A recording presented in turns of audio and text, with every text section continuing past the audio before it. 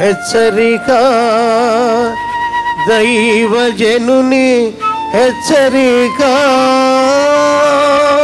Inferiority అనేది నిన్ను గురించి నువ్వు నీచంగా ఎంచుకోవటం. ఈగో అనేది నిన్ను గురించి నువ్వు గొప్పగా ఎంచుకోవటం, నిన్ను గురించి పెద్దగా ఎంచుకోవటం, నీకు నీవే సాటి అన్నట్టుగా ఎంచుకోవటం. ఈ ఇన్ఫీరియారిటీ అనేది నాకంటే చెత్త పెదవి ఇంకొకటి లేడు, నేను ఎందుకు పనికిరాండి, దరిద్రం దరిద్రం దరిద్రం, నిన్ను నీవు తిట్టుకుంటూ కూర్చోవటం. ఇది కరెక్ట్ కాదు. అది నాకు రాదు, ఇక నేను పాస్ అవను, ఇంకా నేను బతకను, ఇంకా నేను బతికింతే, ఇంకా నేను చచ్చిపోతా అనుకునేవాళ్ళు చూడండి. ఇన్ఫీరియారిటీ ఇది సాతాను బహుగా ఉపయోగిస్తున్నాడు ఈ రోజుల్లో.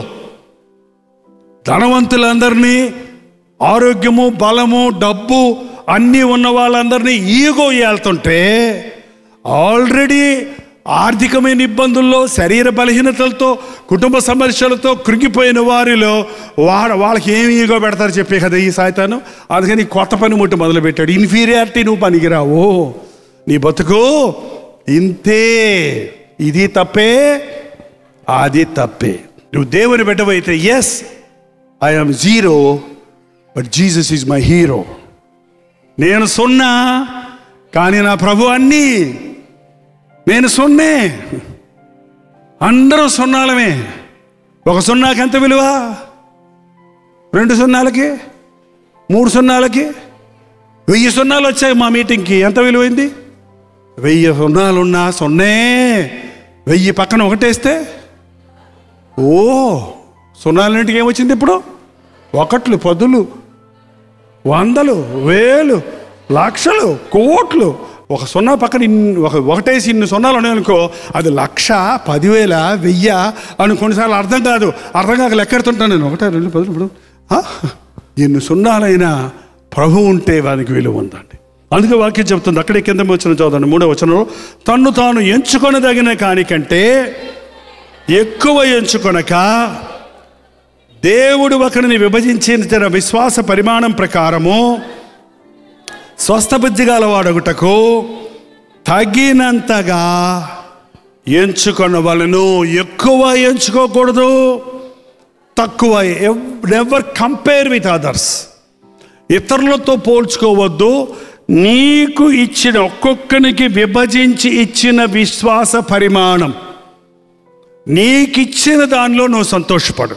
నువ్వే పొడుగ్గా ఉండి, నువ్వే కండలు తిరిగి ఉండి, నీకే నెత్తినిండా జుట్టు ఉండి, నీకే మీసాలు తిరగేసి, నువ్వే పిహెచ్డీలు చేసి, నువ్వే మంచి స్వరం కలిగి ఉండి, నువ్వే మంచి హోదాలో ఉన్నావు అనుకో, ఇక మిగిలిన వాళ్ళందరూ నీకు ఎట్లుంటారు చెప్పు? అందుకో ఒకడికి అందం ఇచ్చాడు, ఒకరికి జ్ఞానం ఇచ్చాడు, ఒకరిని ఎత్తుగా చేసి తెల్లగా చేశాడు, పొడుగ్గా చేసి నల్లగా ఉన్నాడు. ఈ నల్లగా ఉన్నోళ్ళని చూస్తే తెల్లగా ఉన్నోళ్ళకి అలర్జీ, తెల్లగా ఉన్నోళ్ళని చూస్తే నల్లగా ఉన్నోళ్ళకే. ఇది మన దేశంలో అండి. అక్కడైతే అందరు తెల్లవాళ్ళే, మచ్చలు తెలుపులే, అదొక రకం తెలుపు. ఎప్పుడు నీ పర్సనాలిటీని బట్టి నువ్వు ఇన్ఫీరియారిటీ ఫీల్ అవ్వద్దు. నా ముక్కు కొంచెం పొట్టిగా ఉందే, ఇంకొంచెం పొడిగి పెట్టంటే బాగుంటుంది. ముక్కేలో నుండి చూడు, పొట్టి తోట తప్పడి ముక్కు, వాళ్ళని చూసుకొని నువ్వు సంతోషపడు. ఎప్పుడు వాళ్ళ అబ్బాయి చదివేశాడు, మా అబ్బాయి ఇంకేదో చదివాడు, వాళ్ళకి మంచి కోడలు వచ్చింది, మాకు ఇలాంటి కోడలు వచ్చింది, వాళ్ళకి మంచి అల్లుడు దొరికాడు, మాకేంటి ఇలాంటి వాడు వచ్చాడు. ఇలా కంపేర్ చేసుకొని ఉన్నంతకాలం నువ్వు సంతోషంగా ఉండలేవు. నువ్వు ఏమై ఉన్నావో దాన్ని బట్టి దేవుని స్తుతించు. అద్దంలో చూసుకున్నప్పుడు, ప్రభా నేను ఇలా చేసుకున్నందుకు నీకు వందనాలు, నాకు ఇన్ని ఇచ్చినందుకు వందనాలు, నేనుండే స్థితిలో నిన్ను మహిమపరచడానికి సహాయం చేయ అన్నప్పుడు సంతుష్టి సహితమైన భక్తి గొప్ప లాభసాధకము. నువ్వు సంతోషం కలిగి ఉండటం నేర్చుకోవాలి. కృంగుదల అనేది సాతాను యొక్క పనిముట్టండి. ఇవాళ ఇతరులతో పోల్చుకుంటేనే నీకు అది వస్తుందండి. ఇతరులతో పోల్చుకున్నప్పుడే నీకు ఆ మనసులో కృంగుదల వస్తుంది. నిన్ను గురించి నీవు ప్రభువును స్తుతించినప్పుడు, నీవేమై ఉన్నావో దానిని బట్టి ప్రభువుని గణపరిచినప్పుడు నీ జీవితంలో నీ గమ్యాన్ని నీవు చేరతావు. దేవుడికి దృష్టిలో ప్రతి ఒక్కరికి విభజించి ఇచ్చాడు. ఒకడికి 5 ఇచ్చాడు, ఒకడికి 2 ఇచ్చాడు, ఒకడికి 1 ఇచ్చాడు. వారి వారి సామర్థ్యతను బట్టి వాళ్ళకి ఇచ్చాడు అంతే. 5 ఇచ్చినోడు 5 చేస్తే బలనమ్మకమైన మంచిదాసుడు అన్నాడు, 2 ఇచ్చినోడికి 2 ఇస్తే బలనమ్మకమైన మంచిదాసుడు అన్నాడు, 1 ఇచ్చినోడికి 1 ఇచ్చున్నాడు. చేస్తుంటే ఏమని ఉండేవాడు? కానీ ఆ 1 వాళ్ళని చూశాడు, వాడికి ఎందుకు 5 ఇవ్వాలి, నాకెందుకు 1 ఇవ్వాలి. అని కోప్పడి కఠినుడు అని దాన్ని దాచిపెట్టాడు. కాబట్టి సోమరివైన చెడ్డదాసుడా, నీకేమిచ్చాడో ఒకటిచ్చాడు నీలో. ఒక్కసారి ఆలోచించే, నీదేముందో గొప్పతనం. నీలో ఒకటి కానీ మినిమం ఒకటి ఉందండి, మినిమం ఒకటి ఉంది, ఒకటి కంటే ఎక్కువ ఉంది నీలో. నువ్వు తెలుసుకుంటే వాటి యందు నువ్వు సాధకం చేస్తే లేని వాటిని గురించి నువ్వు ఆలోచించి బాధపడవలసిన అవసరత లేనే లేదు. నీకేది ఉందో దేవుణ్ణి అడిగి తెలుసుకో. ప్రార్థన. పరిశుద్ధుడా, ప్రేమగల తండ్రి, ఒక్కసారి నీ నామంలో కూడి వచ్చిన మమ్మల్ని చూడు నాయన. ప్రభువా, ఇన్ఫీరియారిటీ వల్లే మా జీవితంలో ఏమీ సాధించలేకపోతున్నాం.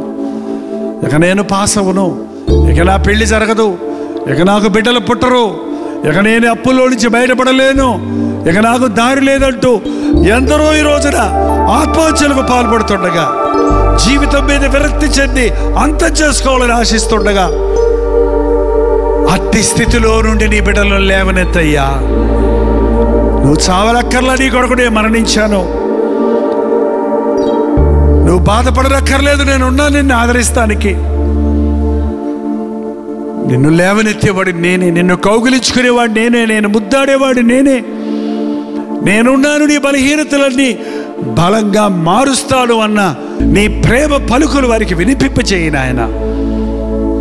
అట్టి వారిని నీ నామంలో ప్రోత్సహించుటకు, ప్రేమించబడిన మేము నీ ప్రేమను పంచుటకు సహాయము చేయి నాయన. మాకందరికీ ఏక మనసు దయచేయి నాయన, ఏకభావం దయచేయి నాయన.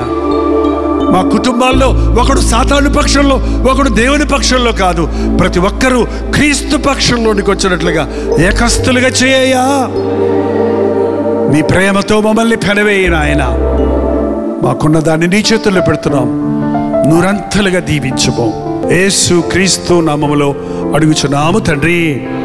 మన తండ్రి అయిన దేవుని యొక్క ప్రేమయు, కుమారుడైన క్రీస్తు యొక్క కృపయు, ఆదరణకర్త అయిన పరిశుద్ధాత్మ యొక్క సహవాసమును కూడి వచ్చిన మనందరికీ ఇప్పుడు సదాకాలము తోడై ఉండును గాక. ఆమేన్, ఆమేన్, ఆమేన్.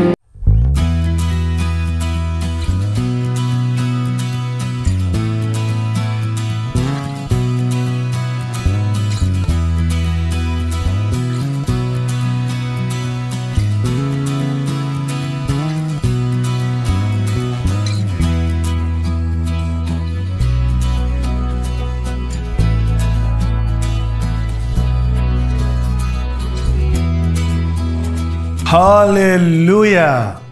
బెంగళూరు పరిసర ప్రాంతాల్లో ఉన్న వారికి శుభవార్త. ప్రభుత్వమైతే ఆగస్టు 15వ తారీఖు వన్ డే గెట్ టుగెదర్ను అండ్ యూత్ మీటింగ్ని బెంగళూరులో ఏర్పాటు చేస్తున్నాం. మధ్యాహ్నం 2 గంటల నుంచి 6 గంటల వరకు యవ్వనస్తుల కొరకు ప్రత్యేకమైన యూత్ సెషన్ ఉంటుంది. యవ్వనస్తులందరూ తప్పక రండి, పెద్దవాళ్ళు కూడా రావచ్చు.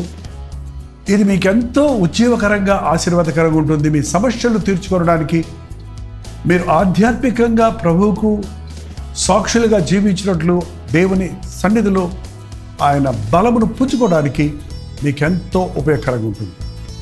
యవ్వన బిడ్డలారా, తప్పకుండా రండి, ఆధ్యాత్మిక బలాన్ని పుంజుకోరండి. 6 గంటల నుంచి 10 గంటల వరకు రెండో సెషన్ ఉంటుంది. ఈ 2 సెషన్స్లో మీరందరూ పాల్గొని దైవాశీర్వాదాలు పొందాలని, మిమ్మల్ని ముఖాముఖిగా చూసి మీకోసం వ్యక్తిగతంగా ప్రార్థించాలని ఆశపడుతున్నాను. 2వ సెషన్ అయిన తర్వాత వ్యక్తిగతంగా ప్రార్థించడానికి సమయం చాలటం లేదు కనుక, మొదటి సెషన్ అయిన వెంటనే వ్యక్తిగతంగా మీ కొరకు ప్రార్థన చేయడానికి నేను సిద్ధంగా ఉంటాను. మీరు సమయానికి వచ్చినట్లయితే ఖచ్చితంగా మీ కొరకు ప్రత్యేకంగా ప్రార్థన చేయడానికి నేను అందుబాటులో ఉంటాను.